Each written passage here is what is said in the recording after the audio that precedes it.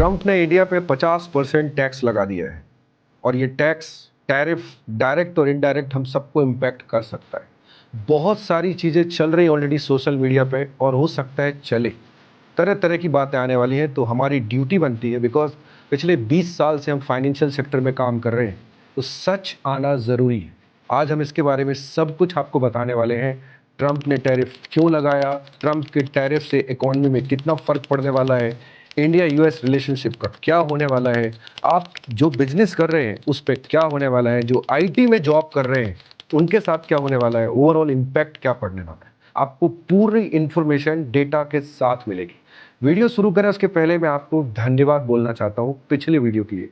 आपने उसको बहुत प्यार दिया, बहुत देखा। जो हमने पिछला ये वाला वीडियो बनाया था, कैसे 5,000 से 9 करोड़ म्यूचुअल फंड में बनाया जा सकता है, इसको आप लोगों ने बहुत लाइक किया, उसके लिए धन्यवाद। आइए शुरू करते हैं आज का इम्पॉर्टेंट वीडियो। सबसे पहले देखिए ट्रंप ने बोला क्या है।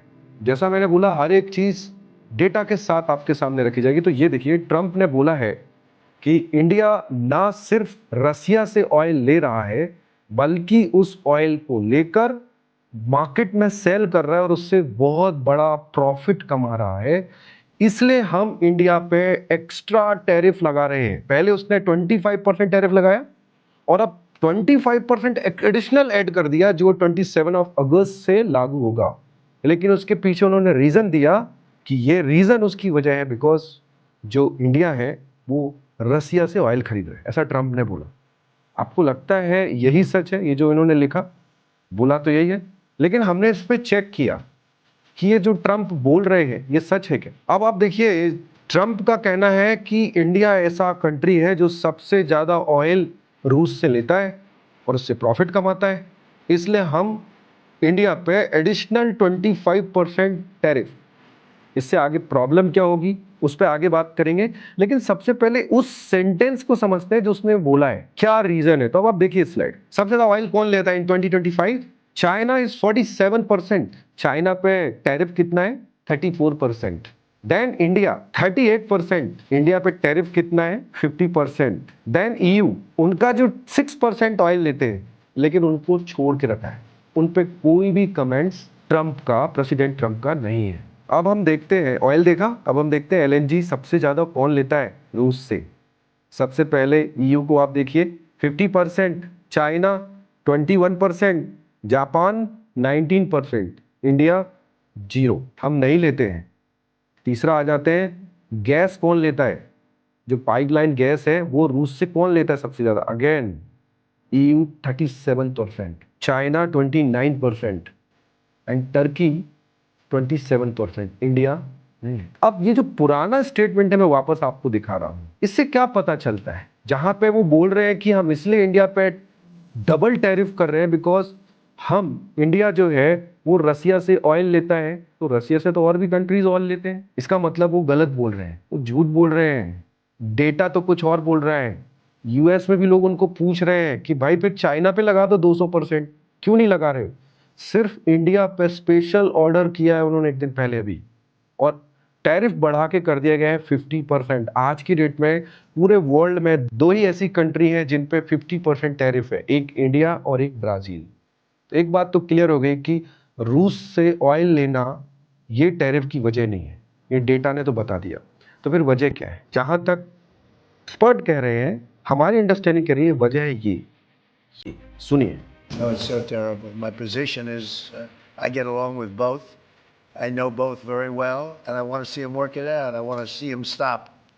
And hopefully they can stop now. They've gone tit for tat, so hopefully they can stop now. But I know both. We get along with both countries very well. Good relationships with both, and I want to see it stop. तो वो Trump कह रहे हैं कि जो India Pakistan में जब युद्ध चल रहा था तो जो सीज फायर हुआ है वो उन्होंने रुकवाया, उनको नोबल चाहिए, बार बार कह रहे हैं। और वो इसके लिए कंफर्मेशन चाहते थे इंडियन गवर्नमेंट से, और इंडियन गवर्नमेंट क्या कह रही है ये देखिए। दुनिया के किसी भी नेता ने भारत के ऑपरेशन रोकने के लिए नहीं कहा। इंडियन गवर्नमेंट कह रही है किसी और थर्ड कंट्री का कोई लेना देना नहीं है। सीज फायर पाकिस्तान की रिक्वेस्ट पे इंडिया ने रोका है, ऐसा इंडिया कह रहा है। अब जो ट्रम्प है उनको लग रहा है कि ये मेरा जो क्रेडिट है वो मुझे क्यों नहीं दे रहे हो। पाकिस्तान तो उनको कह रहा है दे रहे हो, लेकिन इंडिया कह रहा है हमने खुद ही रोका है। तो ये एक जो ईगो पॉइंट है, क्योंकि उनको तो नोबल चाहिए ना, वो तो हर जगह आपने सबसे ज्यादा बार करीब 27 टाइम्स वो बोल चुके हैं कि इंडिया पाकिस्तान का वॉर उन्होंने रुकवाया है, और इंडिया बोल रहा है हमने नहीं रुकवाया, पाकिस्तान बोल रहा है रुकवाया है। अगर ऑयल रीजन होता तो डेटा तो कुछ और कह रहा है, हो सकता है कोई दूसरा रीजन भी हो, लेकिन जो दिख रहा है वो यही रीजन है कि वो ईगो हर्ट की कहानी ज्यादा है, और वो एक ऐसा अनप्रेडिक्टेबल पर्सन है, एक ऐसे व्यक्ति है अनप्रेडिक्टेबल जिनके बारे में कुछ भी कहना कोई नहीं कह सकता वो कल क्या बोलने वाले हैं। तो ये एक रीजन है। अब समझते इसका इम्पैक्ट क्या होगा, क्योंकि यहाँ तक तो ठीक था, अब आगे क्या होगा। क्योंकि वो कह रहे हैं, आज उन्होंने एक बार फिर बोला कि मैं ना सिर्फ 50% टैरिफ लगा रहा हूँ, आने वाले दिनों में मैं और भी सैंक्शन लगा सकता हूँ। इसका रीजन क्या होगा? इसकी भी एक वजह है कि हमारे यहाँ पे यूएस की जो ट्रेड टीम है जो डील करने के लिए 21 अगस्त को आ रही है, और वो हमारे साथ बैठ के टेबल पे बात करने वाली है। जब वो बैठ के बात करने वाले तो एक तरह से प्रेशर भी है, क्योंकि जो एडिशनल 25% टैरिफ ट्रंप ने लगाया है वो तुरंत लागू नहीं हुआ है, वो लागू होगा 27 अगस्त से। मतलब एक तरह से एक विंडो दी गई है कि 27 अगस्त के पहले आप हमसे डील कर लो, प्रेशर पॉलिटिक्स है कि आप डील कर लो, नहीं तो हम इसको लागू कर देंगे। लेकिन इस टैरिफ की धमकी को भी इंडियन गवर्नमेंट ने क्या बोला है वो भी देख लीजिए। इंडियन गवर्नमेंट ने एक स्टेप बाय स्टेप उन्होंने 6 पॉइंट बनाए हैं और एक स्टेटमेंट दिया है। अगर आप उन 6 के 6 स्टेटमेंट को पढ़ेंगे तो उसमें एक स्टेटमेंट है जहां पे इंडिया बोल रहा है कि भाई जब ये रूस और यूक्रेन का युद्ध शुरू हुआ था तो यूएस ने ही हमें बोला था कि आप रसिया से ऑयल लेते रहें, जिसमें पूरे वर्ल्ड में ऑयल प्राइस बैलेंस रहेगा।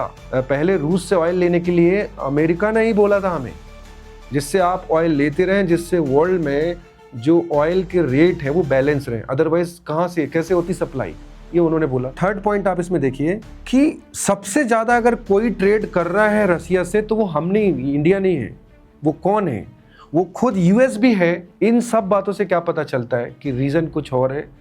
और ये जब स्टेटमेंट इंडिया ने दिया तो इसका भी बहुत खतरनाक इम्पैक्ट हुआ, और उसको अगेन ट्रंप ने, जैसे बोलते हैं बहुत ही अनप्रेडिक्टेबल, उन्होंने फिर पर्सनली लिया और उन्होंने बोला मैं और टैरिफ बढ़ाऊंगा। फिर क्या हुआ? अभी जब उन्होंने 50% टैरिफ कर दिया तो इंडिया ने बोला है, और वो ये बोला है, भारत ने साफ कर दिया कि राष्ट्रीय हित उसके लिए सबसे ऊपर है।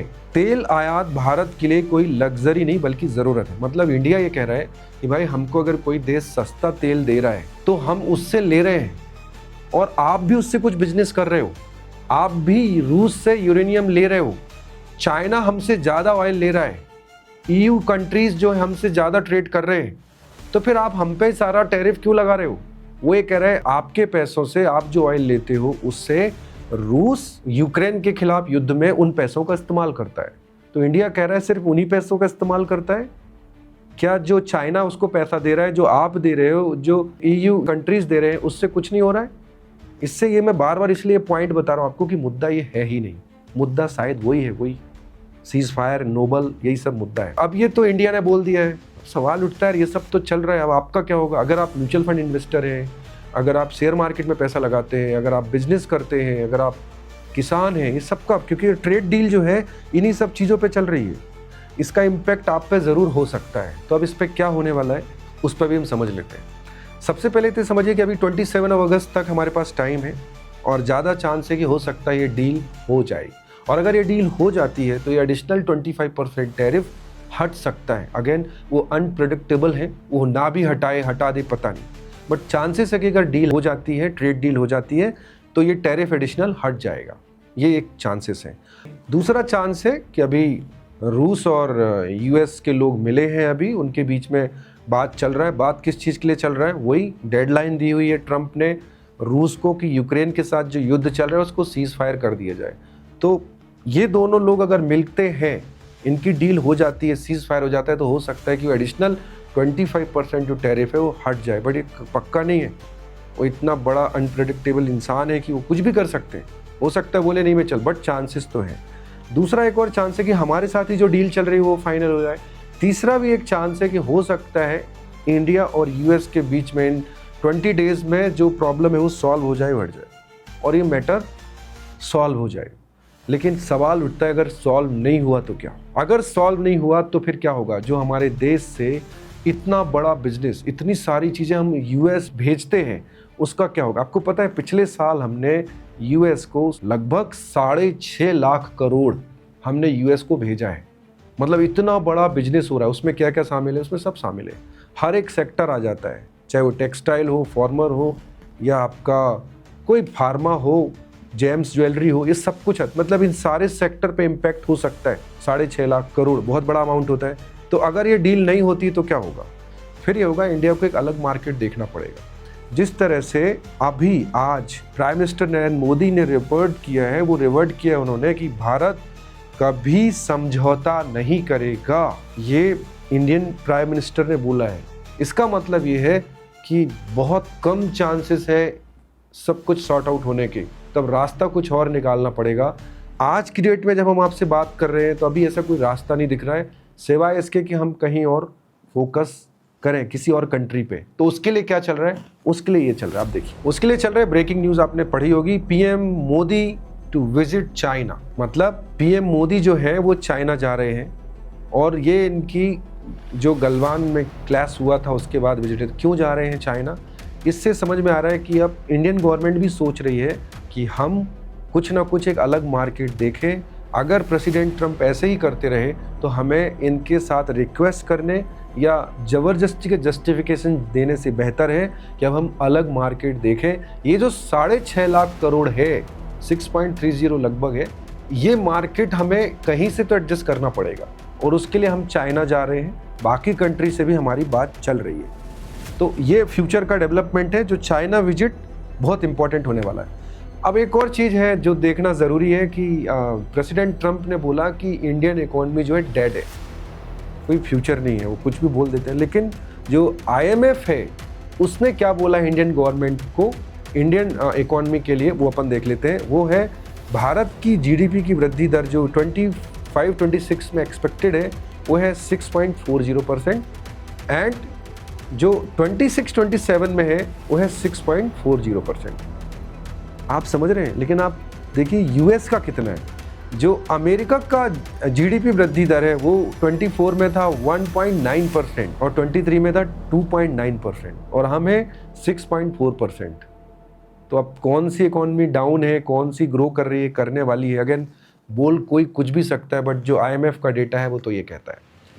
अब इसको समराइज करते हैं तो अब क्या समझ में आया? इससे ये समझ में आया कि ट्रंप ने जो टैरिफ एडिशनल 25% लगाया है वो इसके लिए नहीं लगाया कि हम वहाँ से ऑयल ले रहे हैं, वो इसके लिए लगाया कि वो ईगो हर्ट हुआ है। अब इंडिया को उससे रिक्वेस्ट करने से ज़्यादा ज़रूरी है एक नया मार्केट देखना, क्योंकि ये बहुत ज़रूरी है कि ये जो मार्केट है specially textile, pharma, James, jewellery, इसके लिए हमें कुछ अलग मार्केट देखना पड़ेगा एंड डेफिनेटली इंडियन गवर्नमेंट कुछ कर रही होगी। जो इंडिया के साथ डील चल रही है, ट्रेड डील, वो ना हो पाने की वजह है किसान, मछुआरे और फार्मा। ये कुछ मेन सेक्टर हैं और टेक्सटाइल जिन पे इंडियन गवर्नमेंट अपना पक्ष रख रही है और वो अपना रख रहे हैं। दोनों कंट्री अपनी अपनी जगह सही है, क्योंकि वो ज़्यादा चाहते रिलैक्स और ये ज़्यादा चाहते रिलैक्स। अब आगे क्या हो सकता है? समराइज़ यही है कि आगे यही हो सकता है कि वेट एंड वॉच है। अगर आप म्यूचुअल फंड इन्वेस्टर हैं, अगर आप शेयर मार्केट में इन्वेस्ट करते हैं तो बहुत तरह की चीज़ें आने वाली हैं कि अब डूब जाएगा, ख़त्म हो जाएगा, अब सब खराब हो जाएगा। तो ऐसा कुछ भी नहीं होने वाला। कुछ समय के लिए डाउनफॉल आ सकता है, लेकिन जो लॉन्ग टर्म इन्वेस्टर है उसको फ़ायदा होगा, उसको कुछ भी नहीं होने वाला है। आप बिल्कुल पैनिक मत होइए, आप मार्केट में बने रहिए, आपकी एसआईपी कंटिन्यू रखिए, आपका म्यूचुअल फंड कंटिन्यू रखिए।